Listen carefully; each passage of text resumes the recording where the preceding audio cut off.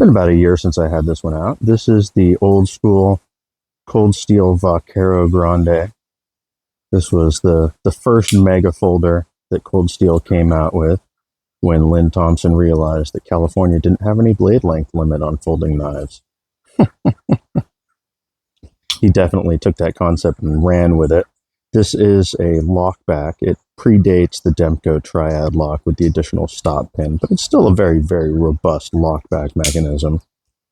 Massive 6-inch blade there with a wicked recurve. They only came in serrated versions. Lynn did cut tests on this, doing the hanging rope test, and I want to say, like, this thing was able to go through 6 1-inch ropes, or maybe even more in one swing. It's just absolutely insane cutting power. Really, really lightweight package. It's got a injection molded FRN handle, fiberglass reinforced nylon. Gerber actually kind of pioneered that back in the day. And then Spyderco, of course, really ran with it. And so did Lynn. Gives you a very, very lightweight package. This thing comes in at like 6.5 ounces, which is insane for how big of a knife it really is. No pocket clip on these. They came with a belt, well, more of an in the waistband sheath, but I guess it could be a belt sheath. Kydex molded. These actually carry very comfortably in the waistband. Yeah, really, really cool piece. These tend to go, I want to say, in the $200 to $300 range for a really clean version if you got one with the box.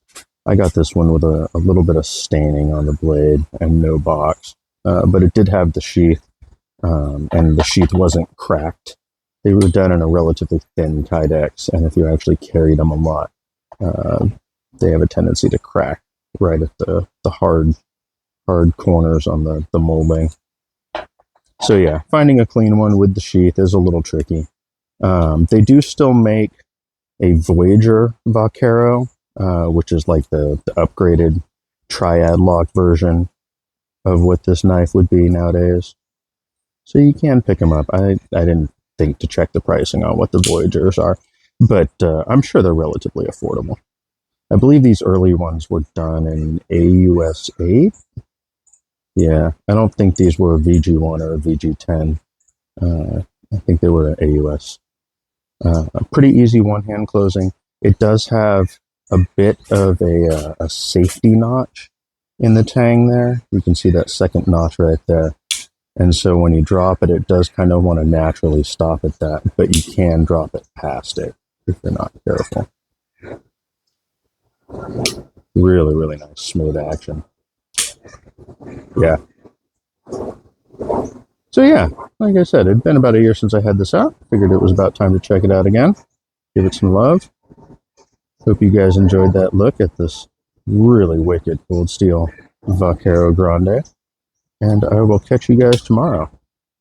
Hope you have a good day.